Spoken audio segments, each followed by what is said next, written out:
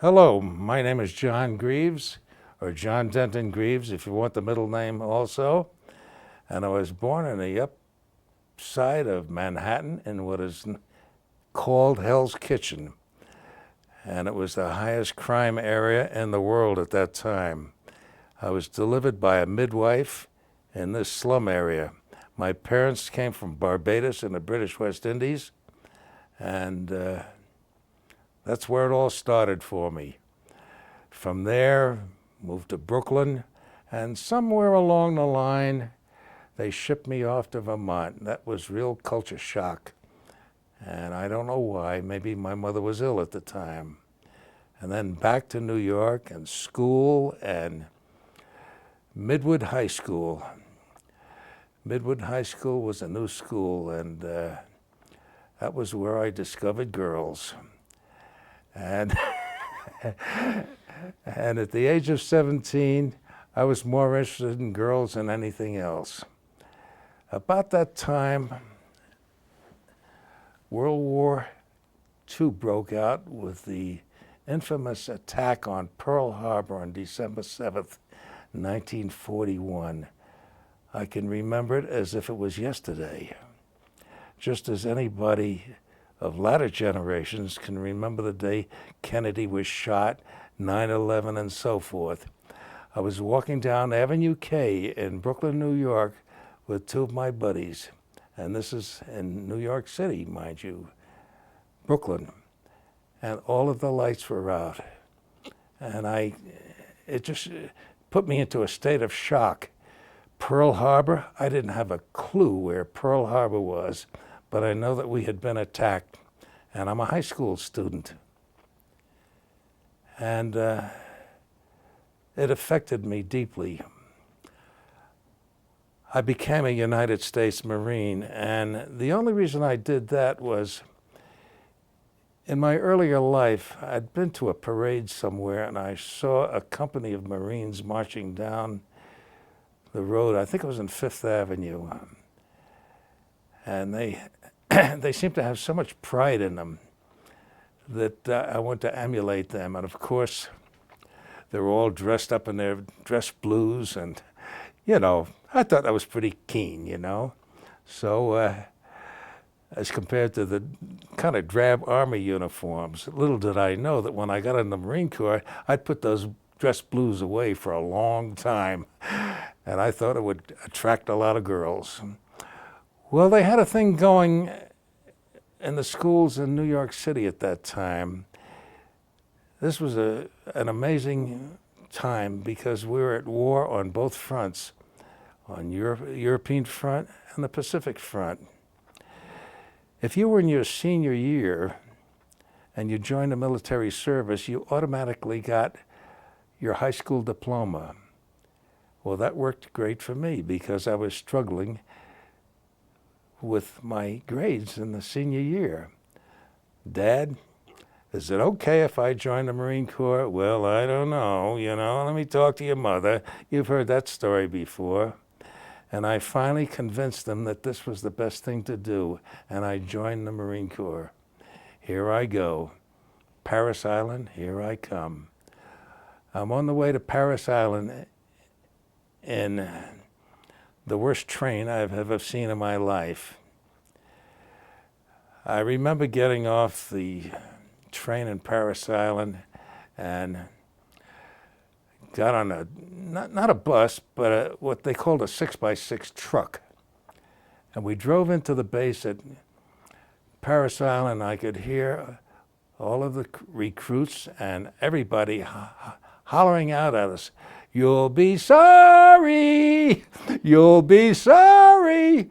Well, I thought that was kind of cute. So they dumped us out in one spot there, and there were little footsteps painted on the sidewalk. And we were told to pick a footstep and stand on it. And I stood on one. That seemed like a pretty cool deal. And pretty soon this man came along with a campaign hat. He was to be my drill instructor. And he stabbed me right in the heart. He said, "Hey, you remember this? You ain't got no mama. You ain't got no papa. You hear me, you turd bird? I'm your mama. I'm your papa. Get used to that idea. You understand that?" About that time, I wanted my mama. I wanted to go home. They marched us off, and the next few weeks were the worst in my life. Absolutely the worst. I would have gladly tripped over a locker box and broken my leg if they sent me home. We marched, we drilled, and eventually they built you into a fighting force and created a unit, and you depended on everybody else. For example, when you stacked your rifles, a stack is a three stack of rifles, and you turned a right face, forward march. If you knocked over a stack of rifles, you spent the night sleeping with the entire squad's rifles in a tiny little cot. Well, you didn't do that again. So it was kind of culture shock for me. You know, I'd been under my mom's arms for so long, and it went on like that. For example, at mail call, they'd holler out mail call, and God, if you got more than 2 letters, he'd throw them at you. Crawl for these babies. So his name was Scow. I'll never forget him if I live to be 1,000 years. And the one thing he did teach us in the Marine Corps was about pride. And they spent a lot of time on that. You learned what the uniform was all about. It was more than just being a soldier or a Marine. You learned about history. You learned that the red stripe down the side of the dress blues was there for the blood shed by the Marines in the Nicaraguan campaign. You learned that the cross that was embroidered on the top of an officer's cap was there to remind you that during the Revolutionary War and beyond, they took a cross, a chalk cross, and put it on the top of the officers' hats so that they wouldn't get shot by their own men. And you learn that the Marines were the ones that kicked the doors down. We were the riflemen of the Navy. The Marine Corps is a department of the Navy. And to be in the Fleet Marine Force was an honor. In basic training, I learned things like hand-to-hand combat. I don't know if they do this in many of the other services. I learned how to kill a man with 20 different weapons, including, would you believe, a folded-up newspaper. I know how to do that. I learned how by hand-to-hand combat you could strike a man across the bridge of his nose and flood his brains with blood. I learned some awful things, and I continued to hate that drill sergeant by the name of Scow.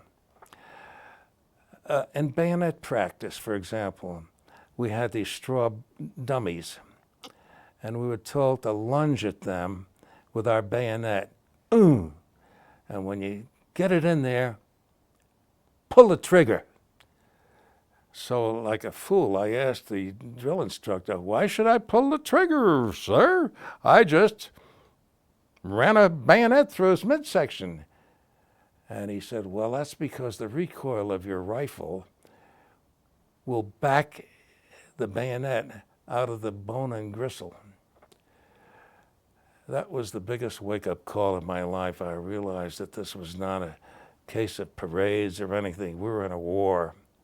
And I've repeatedly told you how I disliked this drill instructor so much.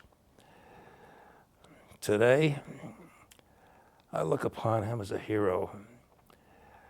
He taught me so much about how to handle myself in combat.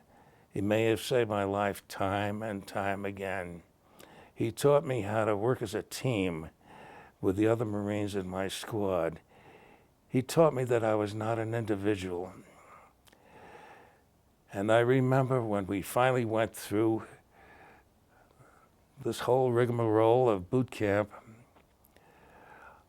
on the final day, of course, they have a big dress parade, and with the band playing the Marine Corps hymn, and you march out to the Washington Post march, and, you fill with pride. And here I've got a good incident for you. As a Marine, boy, you stand at attention, and the drill instructor said, listen, if there's a fly on your nose, don't swat at it. You had your breakfast, let him eat too. They were tough. And every Marine unit in boot camp has a bulldog. You've probably seen the Marine Corps bulldog. And he has the run of the place, and he used to march in front of the band. And the biggest joy in my life was when he came over to one of our guys, standing there at attention, lifted his leg and peed on him. Hallelujah! And to this day, I laugh at that. Well, we broke formation, and he came up to me, and each one of us came up, and we were given our orders where to go to. And he handed me my orders, and he said, congratulations, you're a Marine. And boy, to this day, I was so touched by that. Well, I looked at my orders, and it read Quantico, Virginia, Fire Control School.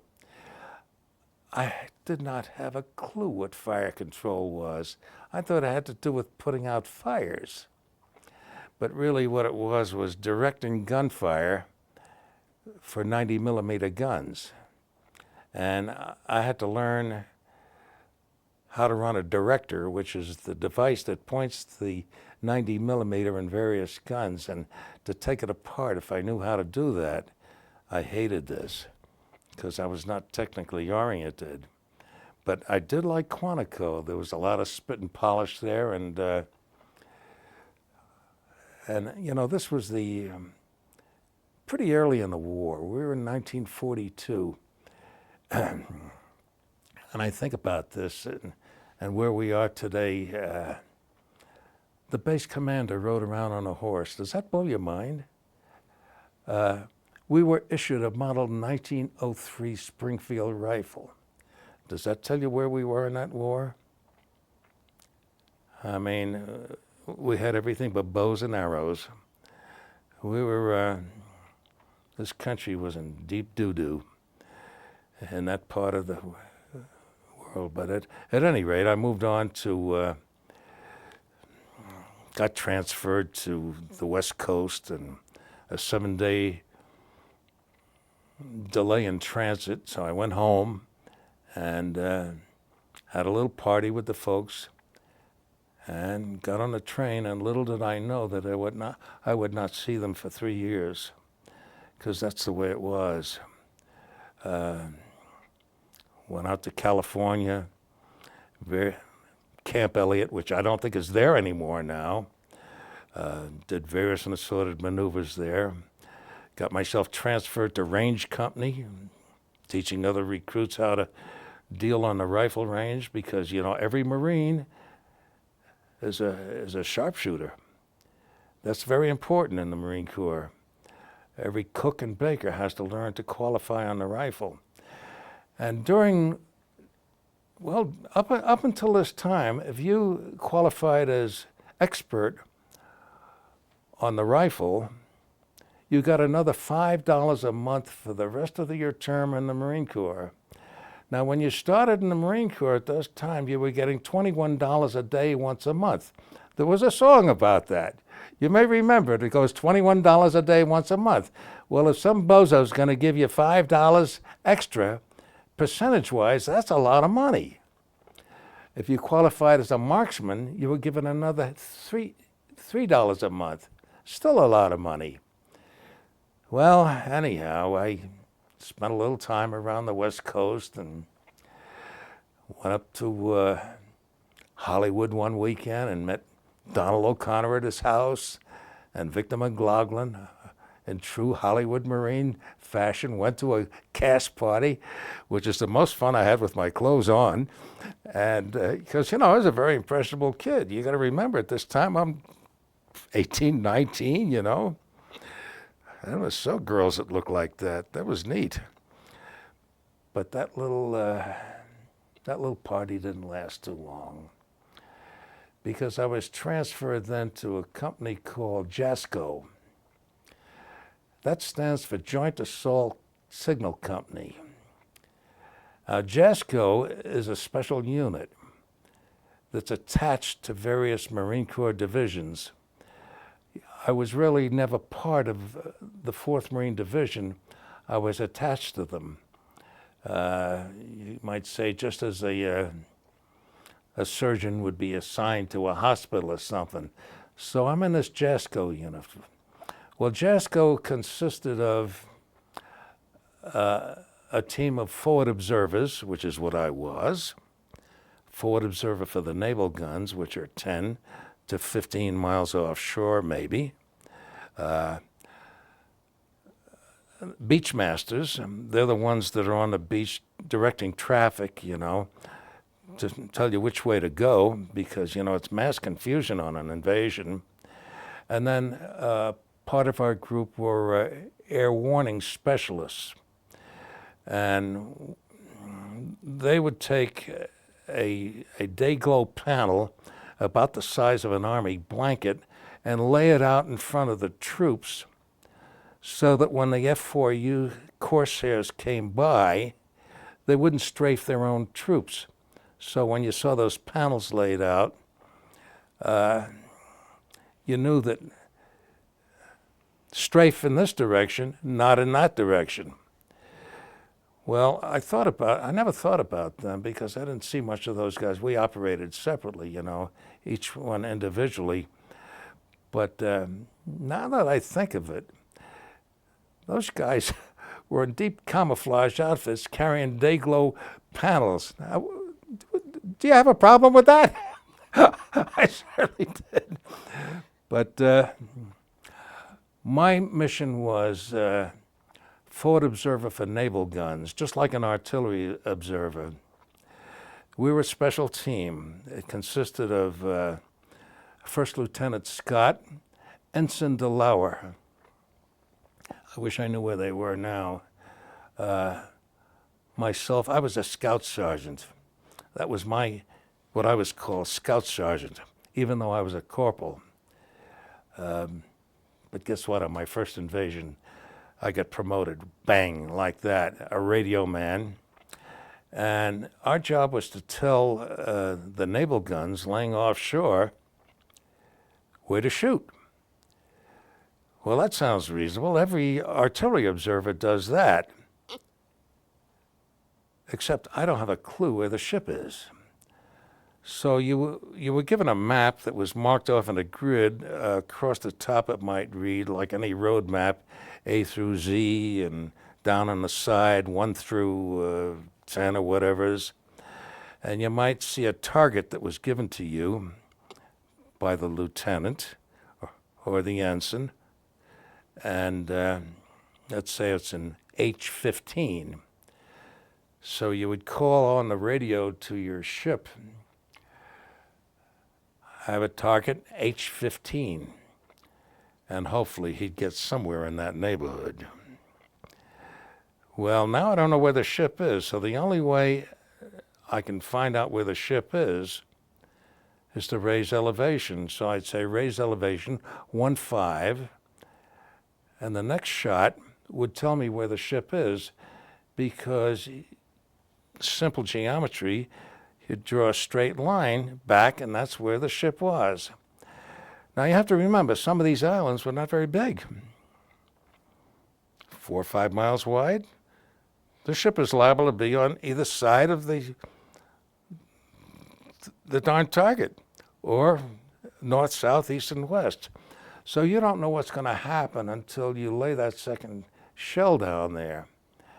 And it's like waiting for the next shoe to drop because you don't want to be dropping it in on your head.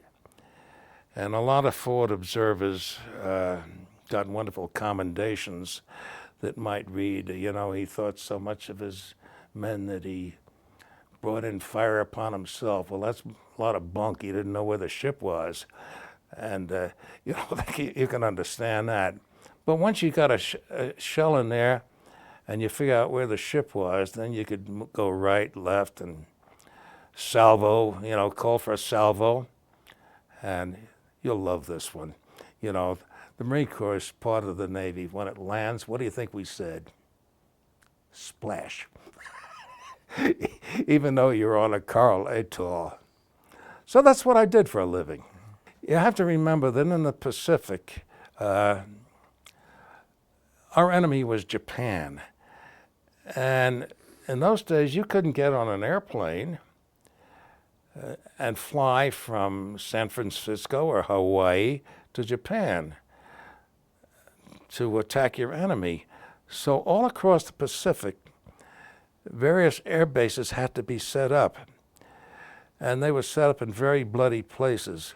We had a lot of D-Days. We did. We had, D-Days in Tarawa, Bougainville, Guadalcanal, Tinian, Saipan, the Marshalls, Peleliu, and each one of those were inhabited by some very fierce fighters, the Japanese, who considered us pretty bad people. And their goal was to make sure that that as a Japanese Imperial Marine, you killed 10 of us before you took your own life. And I know that when you saw a Japanese dead person on the beach or anywhere, be careful about moving him for a souvenir, because when they died, frequently, they would take a hand grenade and put it between their legs or under their arm and pull the pin, knowing that they were going to die. This was a holy war to them. And for them to die in that venue, it would be akin to, maybe somebody trying to, Iraq-wise, go to get 72 versions, if there was such a thing. So they were a very fierce enemy, and they dug in. I mean, it's very rare that you saw a Japanese person. Like the first invasion I did was with the 4th Marine Division. And I can tell you about that unless you have some questions you want to ask at this point. Well, okay, in the 4th Marine Division, we left San Diego, got trucked down from Camp Pendleton down to the naval base down there in San Diego. And I was a senior NCO and marched over to the ensign to pick up the orders for the invasion. And I was armed at the time because, for secrecy, we didn't want anybody getting their hands on that paper. Went aboard that ship, and in the Marine Corps or the Navy, when you board ship, you turn aft, salute the ensign and the officer of the day, because that ship is going to be your home, and it was my home for the next, 60, 70, 80 days. I mean, and we just shrugged along and all over the Pacific, it seemed, and at 5 knots, I think I can swim faster than that. And it's awesome to see the coverage we had, to look over the sea of Liberty ships and destroyers and aircraft carriers and what have you. Some of them in a sorry state of repair. For example, they took some of the Liberty ships and sheared the tops off and made them pocket carriers. Well, that's a little scary because you see these Corsairs landing on the carrier and wonder if they're going to make it, you know. It's like, you know, landing out in your front yard. And a few of them went into the drink. But what was interesting for me on the way over was to see the destroyers going up and down through the convoy and looking for submarines. And of course, we didn't have many in the South Pacific. That was a long, long boat ride. And it was kind of nice, though. Part of it was nice, like going up topside at night and looking down over the sides at the phosphorus in the wake and stuff like that. And you know, and a bunch of guys would get out on deck and tell stories about their latest love affair and rattle on about the sex that they thought they were getting, which they weren't, you know. It was, you know how guys are. We're on our way to the island of Roy and Namur. It's in the Marshall Islands with the 4th Marine Division. And at that time, I'm attached to the 23rd Battalion. Roy is spelled R-O-I and Namur is N-A-M-U-R. These are 2 islands in the Marshalls that are connected with a very narrow isthmus, or about the size of a country road.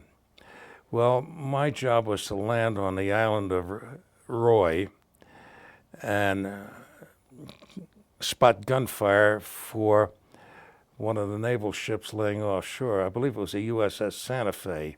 I say that because I never saw the ship. But the ensign, who was attached to the unit, told me that. The only reason he was attached to the unit was liaison between the Marine Corps and the Navy. And he sure hated that because he didn't join the Navy to be a down and dirty Marine. But Ensign DeLauer, God bless him, stepped up to the plate and did it. My lieutenant, First Lieutenant Scott, it was a different story with him because he was an Annapolis grad, which probably drove Ensign DeLauer crazy anyhow. Is what they called a ring knocker. You know what a ring knocker is? Well, a ring knocker, when you have a meeting with them, they're liable to go like this with their knock their ring to let you know that they're from Annapolis and don't mess with me, babe. Yeah, a ring knocker is somebody that's graduated from the Naval Academy, and they're inclined to take their ring and knock it on the table or whatever they're talking, just to kind of let you know. It's kind of a nervous affliction they've got. But Lieutenant Scott was a ring knocker. And he's got this little ensign who was probably a 90-day wonder, who was just completely intimidated by Lieutenant Scott and me, who was a Marine sergeant at that point. No, I wasn't a Marine sergeant. I got to be a Marine sergeant right on that first invasion, because the lieutenant said to me, "You're now a sergeant. You've just been promoted. Thank you very much," you know, as I'm listening to small arms fire go over my head. You know? What a way to get a promotion. No test, no nothing. And incidentally, I was the youngest sergeant in the entire 4th Marine Division, and I'll tell you about that later. Because right now we're going through the invasion of the Marshalls. The night before the invasion, when we were supposed to go over the side, I can remember hearing this on the loudspeaker on the ship. "Now hear this, now hear this. All you Marines that are going over the side, lay back to the fantail for divine services." And every single man there went back, received communion, and I remember the chaplain that served me my communion that day, nice guy, his chaplain reached over and he put something in my pocket. And nothing religious or anything like that. When I got down in the Higgins boat, I reached in there and he'd given me one of these little pinch bottles of brandy, medicinal brandy. Well, I threw that thing down pretty quick, and I don't know, I wasn't a serious drinker at that time of my life. I don't think I was 18 or maybe 19 years old. We got up the next morning very early. It was still dark on deck. And I was going over the side pretty quick because they want those forward observers on the beach, first or second wave, as soon as possible, because you can't get artillery in on the beach that quick. And we started in toward the beach. And, on the trip in, it's just amazing what you see, all the landing craft lining up in a big wave to go in. It's just awesome. It's like something you see in a movie, but you're part of the show. And this invasion was right after the invasion of Tarawa with the 2nd Marine Division. And they lost a lot of men on that, excuse me, and a lot of that invasion. And part of it was these atolls, these islands, the atolls are kind of spread out and they're kind of flat and very shallow. So sometimes when you're going in on a Higgins boat, and this happened, I guess, in Normandy too, you've got to be careful that you don't get hung up out there, because then you're a target for things that are people on the shore that are shooting at you. Well, Lieutenant Scott was pretty adamant about this. He pulled out his .45 and he said to the coxswain, he says, "Listen, you put this thing on the beach, or you're gonna be my target." And I think he did it in jest. I really do. I don't think he would have done that, but he sure got the message across. Well, we pulled in to the beach and the ramp dropped off, and I wanted to step off the beach, off the end of that ramp with my rifle, which was a carbine at port arms and hollering "Semper Fi" or something like that. And it didn't work that way, because I had 2 bandoliers of ammunition across me, 6 hand grenades, an enormous radio on my back and a fanny pack, plus a gas mask. And I ran off the end of the ramp just like a good Marine is supposed to do and run up the beach. And I stepped into a hole in the water there. And I was face down in the water. There was no way I could get up. Lieutenant Scott reached down and grabbed me by the scruff of the neck and pulled me up. And I came up spitting water all over the place and ran up the beach. And that was how I spent my day. And, we hunkered in down at the beach, up, and there's a little shelf there, where the tides have left a mark. And we sat there for a few minutes, and he said, "Let's go. Let's move on." And I didn't move 20 feet inland when I saw this great big shell hole. And in the shell hole was this red-headed corporal that had been teaching me how to play cribbage the night before. And he had a bullet right square in the middle of his head. And, we just shrugged our shoulders and said, "Ho hum." And, something like that probably didn't even affect me until 20 years later, because, you were supposed to get your job done. But we moved on, and I don't know, somewhere around, it might have been maybe 10 o'clock in the morning. We've been up since maybe 3, 4 in the morning. We decided to take a break before we moved further in, advanced further on onto the island. So we pulled out our D ration. Well, a D ration is a chocolate bar. It's about the size of a bar of soap, and it's only used when you're in the initial stages of combat. And you got to remember that this is the tropics. There was no way that you could ever melt that chocolate bar in the tropics or anywhere else. I mean, you could have, if your heels fell off, you could have tacked it on there and worn it, you know. But you sat there and you chewed on it, and it's like chewing on a candle, you know. You got a little, and I guess you gave you nourishment because we were able to move on and drink water with it and gave you a little nourishment. Well, the reason I'm telling you that story is because here are 2 or 3 or 4 Marines sitting around there, and we are just surrounded by dead bodies, Japanese bodies. And, you know, and see these, you know, this is tropical sun, and it stinks. If you ever come by a dog that's laying around in the gutter that nobody has picked up, you know what a dead body smells like. But these are human beings. We didn't consider them human beings. We didn't. And it was interesting to see them in their various stages of death. And, you know, and I thought nothing of it other than the fact that I wanted to get a little nourishment under me.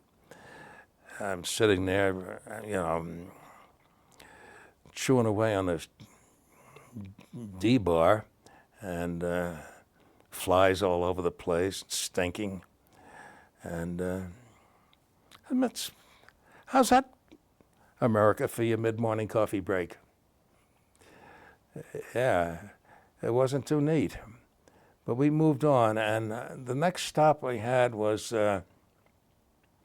I'm trying to use my memory here. It was like a little embankment that they'd made near the airstrip to put airplanes in, you know, so that they wouldn't get bombed. It was like coconut logs spread on 3 sides, so that it was like a U-shaped thing that you could back a Zero into for protection. Well, we went into there, excuse me, we went into that little spot there.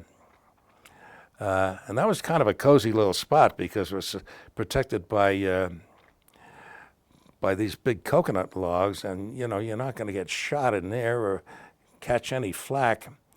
And the lieutenant could look over the side and spot a target from there, and it was a safe place to do it.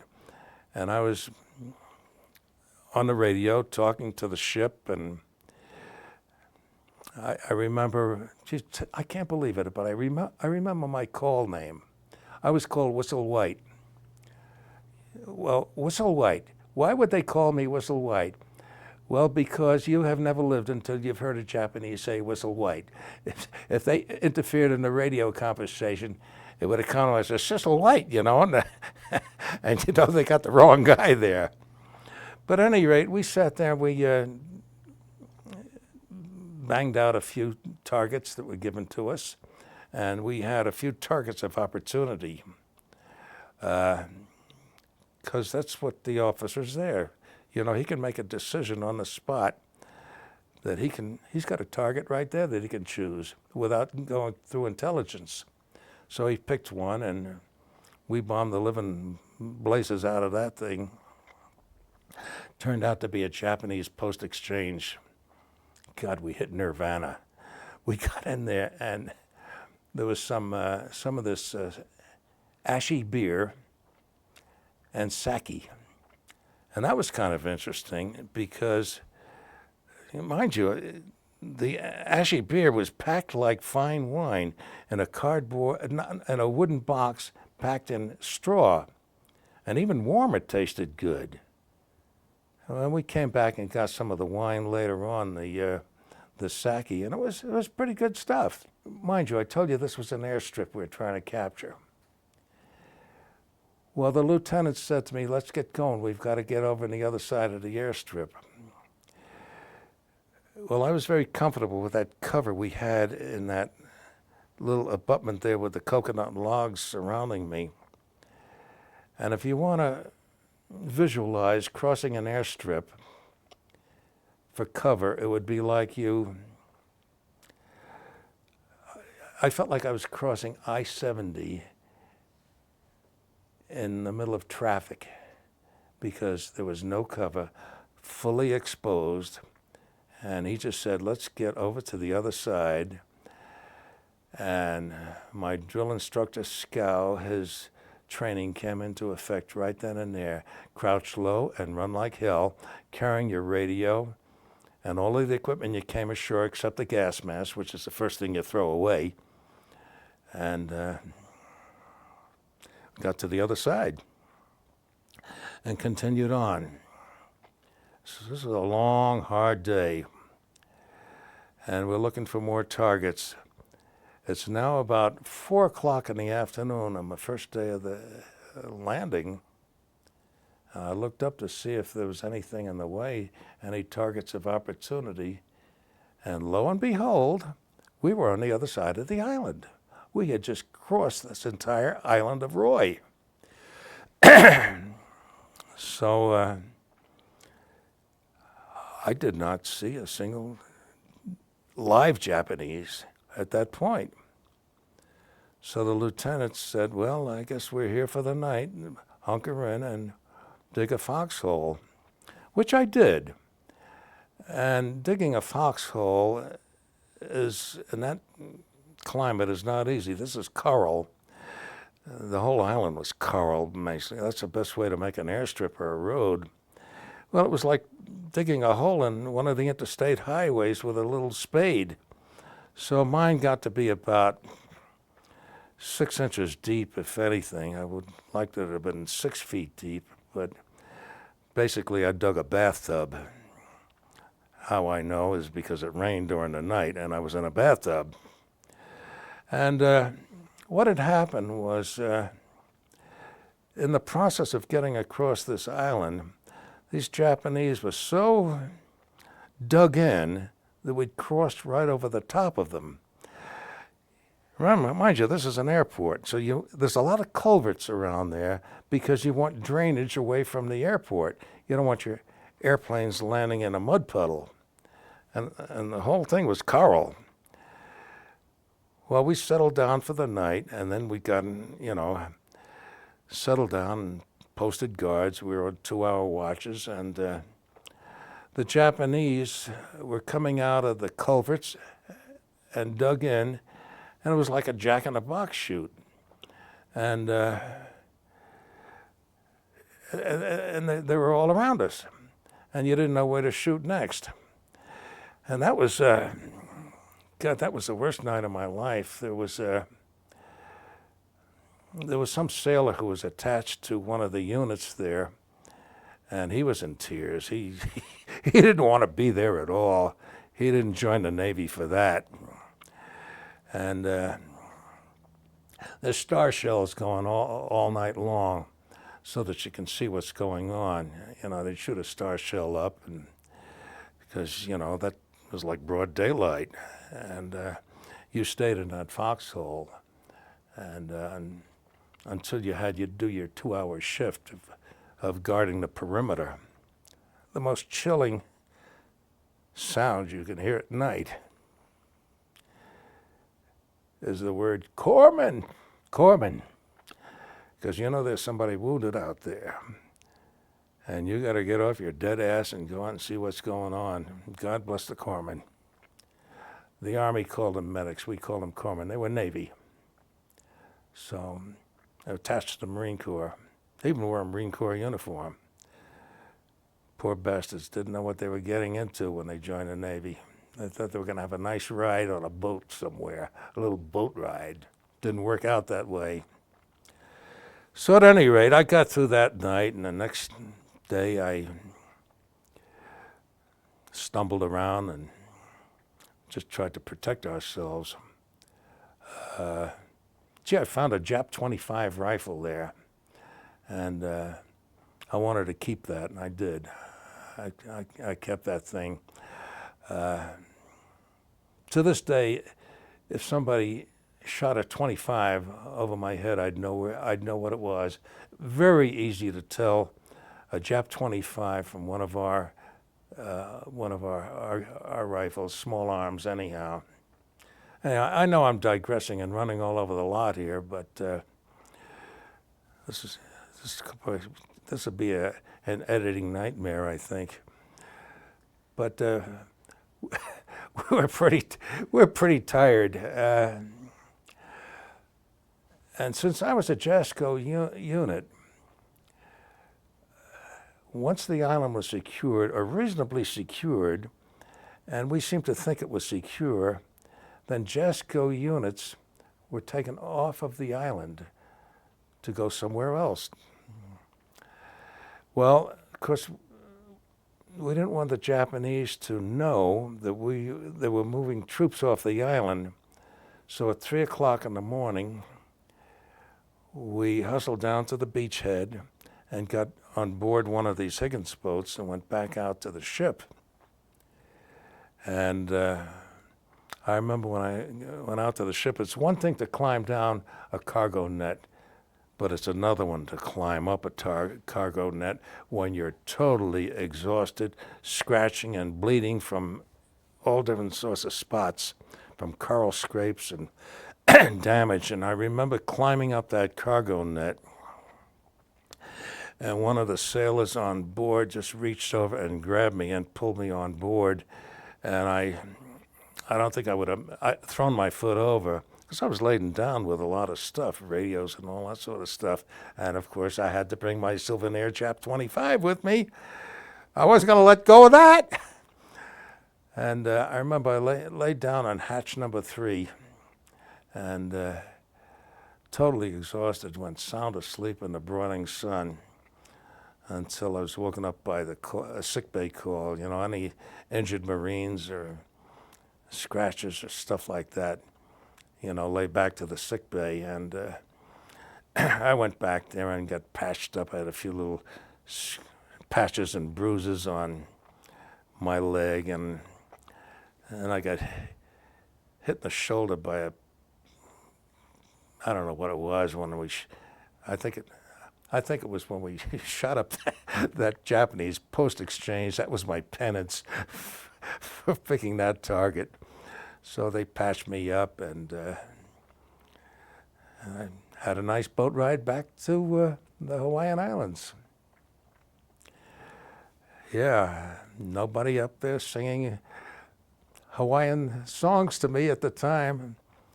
And I remember we pulled into Pearl Harbor, and this is still pretty early in the war, and but I remember I could see the devastation that was in Pearl Harbor at the time. It was still there, Ford Island, and you know, we sailed right by it.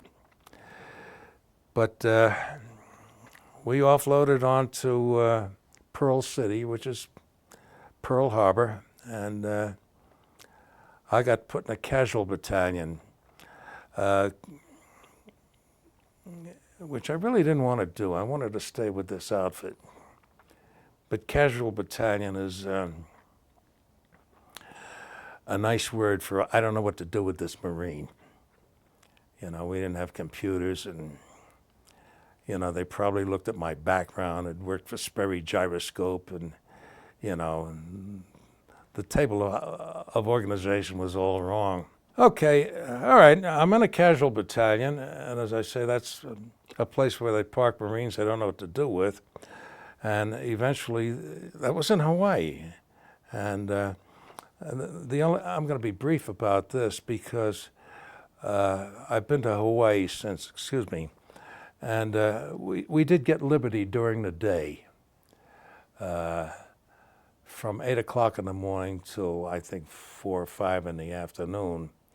And I remember going out to Waikiki to the Royal Hawaiian Hotel, which was a rest home for submarine sailors. And the only hotels out on the island at that time were the Pink Palace, the Royal Hawaiian, and the Moana, and that was it. And the only reason I'm mentioning this is because I've been to Waikiki later on, maybe 30 or 40 years later, and when I looked at it during the war, there was concertina wire along Waikiki Beach, and that's all that was out there, just those 2 hotels. And but I wanted to go out there because I'd heard about it, and the whole place was. The thing that amazed me was when I went back some 35 or 40 years later, everything was in bilingual, Japanese and American. And I couldn't reconcile that for some reason. But I've digressed a little here.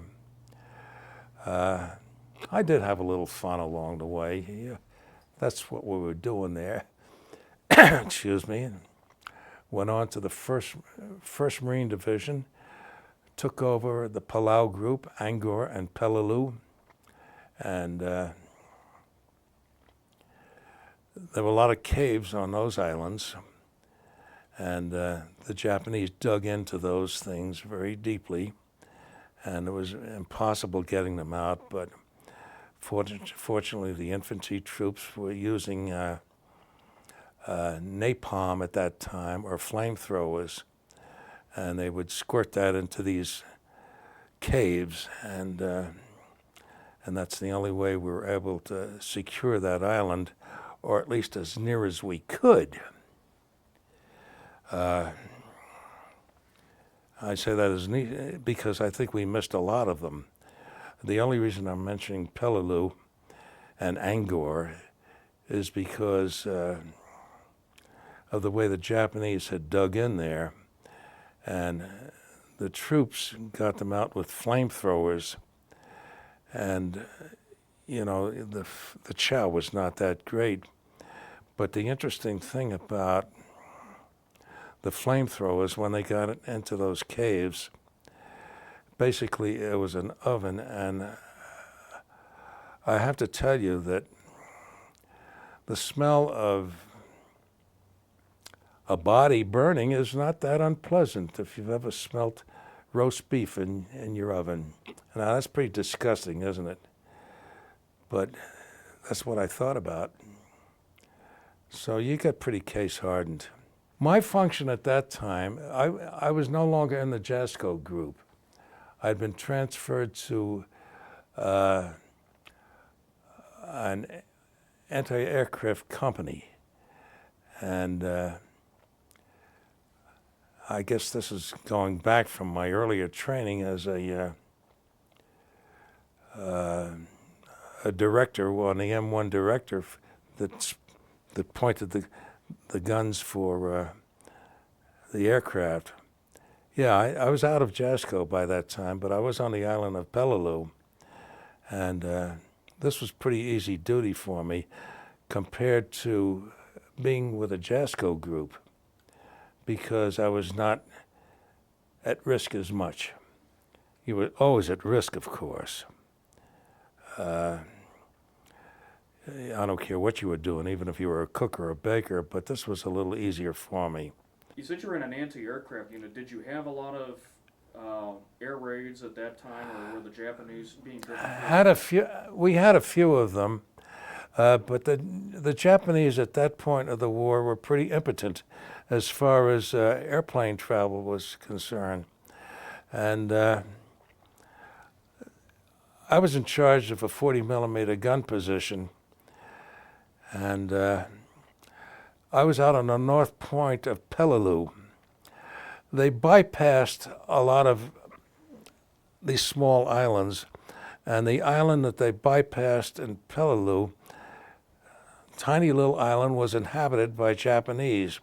We were on the north point of Peleliu, and my job, and I was actually the commanding officer of this outfit because there was no officers there, was to make sure that they did not infiltrate across this narrow strip of water.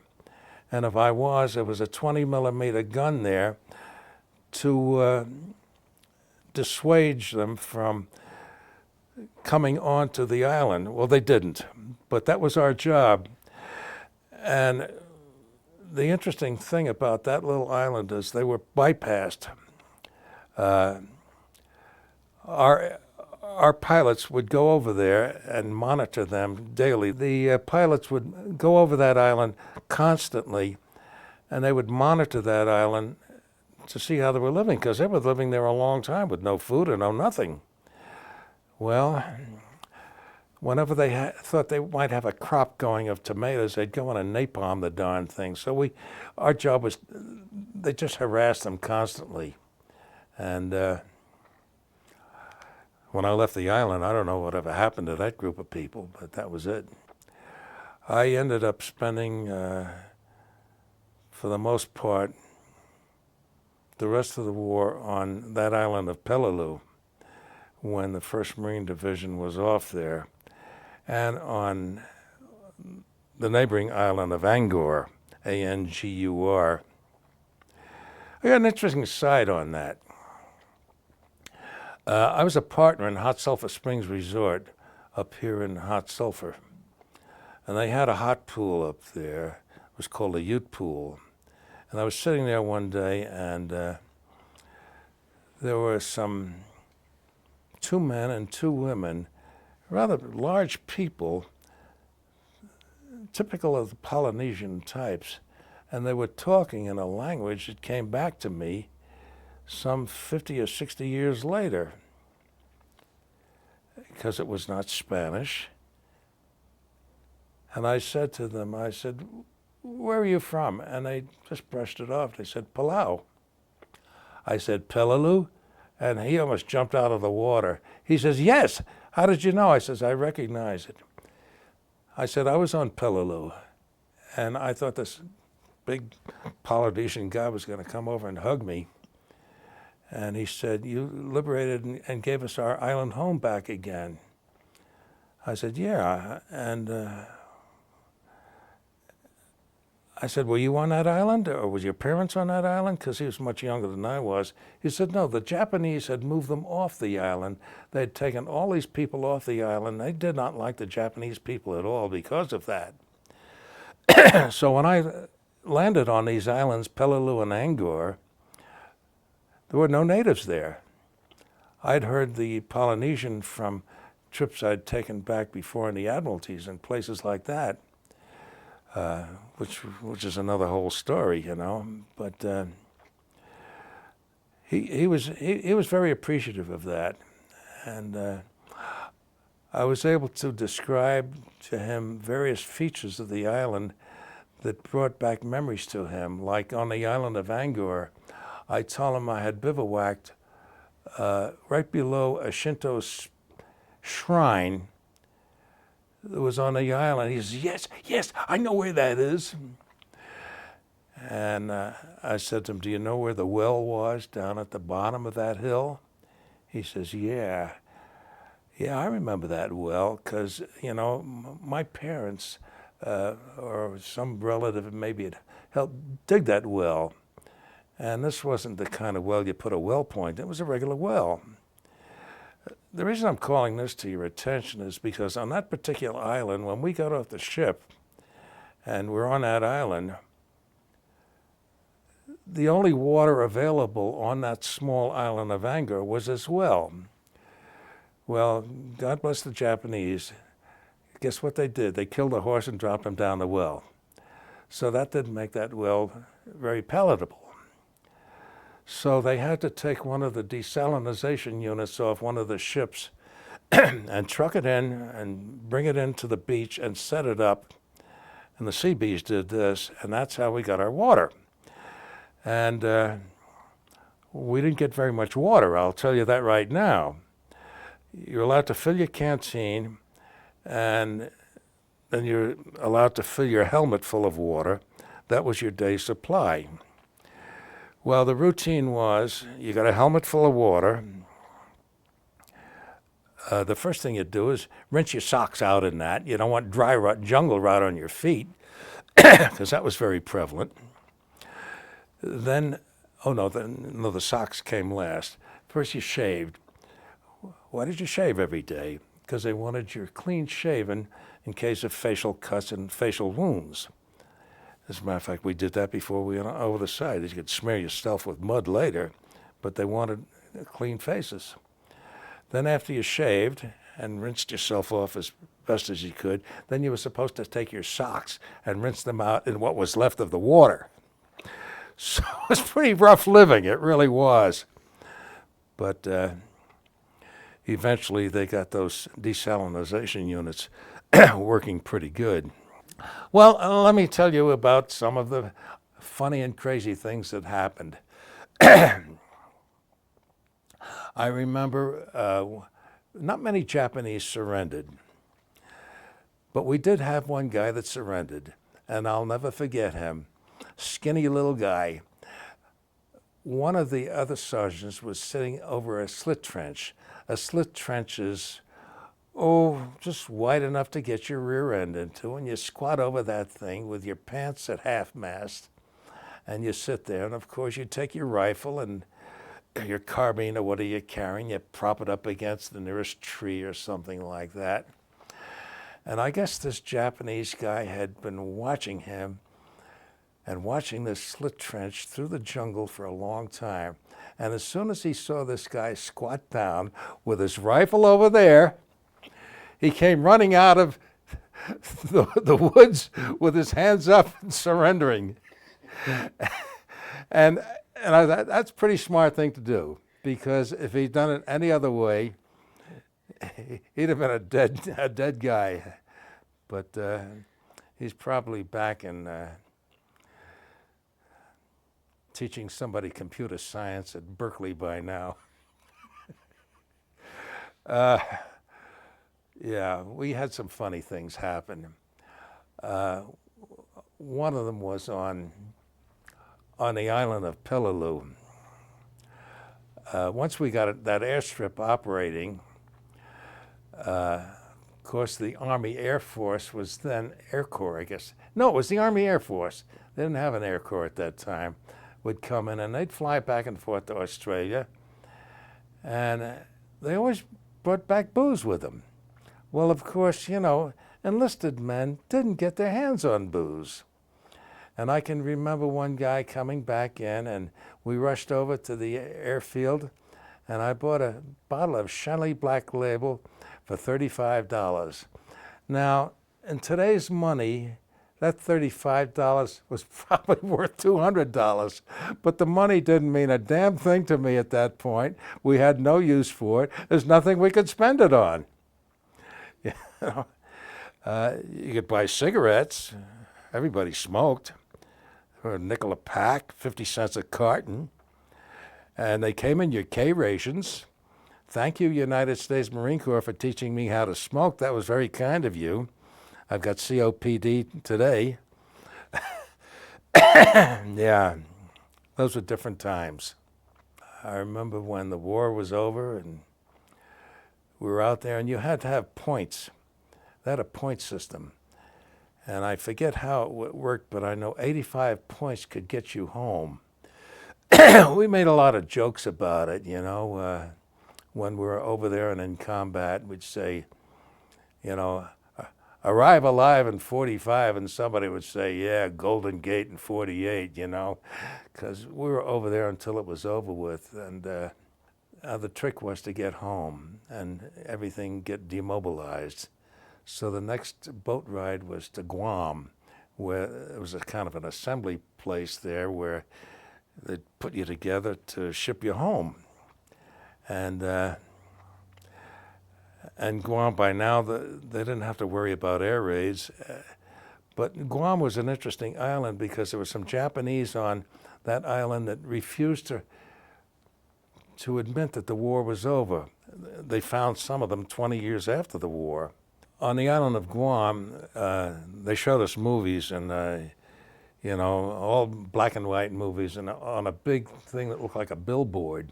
Outdoor movies, of course, and we sat down on whatever we could sit on. And I was sitting down there at the movie one night, and of course there's a couple of Japanese up there refused to admit the war was over. You'd be sitting there at the movie and you'd hear rat-tat-tat-tat, some machine gun going off, everybody diving for cover.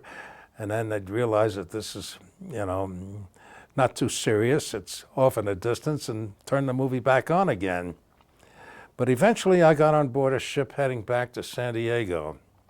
And that was the most pleasant ride I ever had in my life, because fear was taken away. And the interesting thing about that was the running lights on the ship were on, and I found that really unusual. You know, you could see port and starboard, the lights were on the ship, and, you know, I just enjoyed that ride so much. I laid out on hatch number 3 and took a sun bath, and just heading into San Diego. Docked in San Diego, and well, they had the runway for us, and the Marine Band was there playing all sorts of patriotic songs. Came down the runway, and everybody's applauding, and they had the Red Cross girls there handing out donuts and coffee. And I remember putting my hand out to this girl that's handing me donuts and coffee. That was the second thing I wanted. I wanted the girl, because I'd been out in the Pacific a long time. And I was so nervous, I dropped the donut. I really was. And, you know, I felt like a really stupid, bashful kid. But that first night in San Diego, before I got on a train, I was such a nervous wreck. I had to go into sick bay. And I just complained, and I don't know, they gave me something to calm me down. I think they gave me Percocet or something like that, and knocked me out for a while. But it was just pure unadulterated nerves and the anticipation of being at home and on the base and not being able to go and see your family. You know, I'd been away from home close to over 3 years at that point. It's a long time to be away from your family. I went into the Marine Corps when I was 17. I wasn't shaving twice a week. I'm now over 21. I'm a different kid. So went back to Great Lakes Naval Training Station for discharge. And well, I remember that incident very well. One of the officers came into the squad room and he said, "Listen, you men, if you have any contraband or souvenirs that you've brought back from the South Pacific, just leave them on the table here. We're going to clear the squad room, and you don't have to worry about anything, and we won't hold a search there. But, you know, if we find anything on you, your discharge and your trip home is going to be put off, and you could end up in the brig also." Well, I had a .45 Colt automatic that I carried with me. I don't know how I acquired it, but I know I'd knocked all the serial numbers off the thing. I don't know what I thought I was going to do with it, go back and stick up 7-Eleven stores or something, but I left that thing right there, fully loaded, and got discharged. Went out that night and went home, and it's my first flight on a commercial airplane, United Air. I think it never even got into New York. It made it to Connecticut, and the family met me, and that was it. And got out of the Marine Corps, and never regretted going in. I came out a different person. In a lot of ways, I have my regrets about not staying in the Marine Corps, because at this point, the only thing I knew was the Marine Corps. I was a high school kid, and the only skills I had were as a paid professional killer. And I didn't know what to do with my life. I was really at loose ends. I was laying around on the couch about 3 days, and my mother said, "Aren't you going to work, John?" She had that depression mentality about her. So I went down and shaped up on the docks on the New York waterfront. Went to work for the mafia, I think, and signed up to go to school at night. And somewhere along the line, I met my bride, and she made me pregnant. And that also changed my life, that and the Marine Corps. So I was in the reserve, and I went to school at night, Pratt Institute, industrial engineering. She passed away on me and left me with a couple of kids, and I went to school at night some more at City College in New York. I also went to school at Farmingdale Agricultural, and realized that I didn't want to live in New York. I was working in Manhattan, and came out to cool, colorful Colorado and never regretted that move. This is where I want to be. Became a rancher, businessman, real estate developer, father, did a lot of things. Do you have any philosophical thoughts about your participation, or what happened, what we did, what we shouldn't have done? No, I really don't. I did a program for one of the Adams County District 12's students, and it was in a library down on, I guess, Washington. Yeah, and I don't know, there might have been 150 kids there. And I explained basically what we've been talking about. And I had some little girl ask me, "Why did you do that?" And I didn't know what to say. And I turned around to the blackboard and I wrote 3 words down on the blackboard: duty, God, and country. And I didn't say another word, which is quite unusual for me. And there was a great deal of silence then. She, I think, was the only born-again liberal in the entire audience. And there was a great silence. And the bell rang. And I think I touched those children because nobody moved for a few minutes. And you know what it's like in a school when the bell rings. Get out of the way or you'll get trampled to death. So I think I presented a fairly good message to them, and I can repeat it here: duty, God, and country. That's what we do. That's why we were called. And that's my story, and I'm sticking to it. Well, it's a wonderful story, and you tell it very, very well. You really do. You really mean that? Oh, Absolutely. absolutely. Because I'm all over the lot.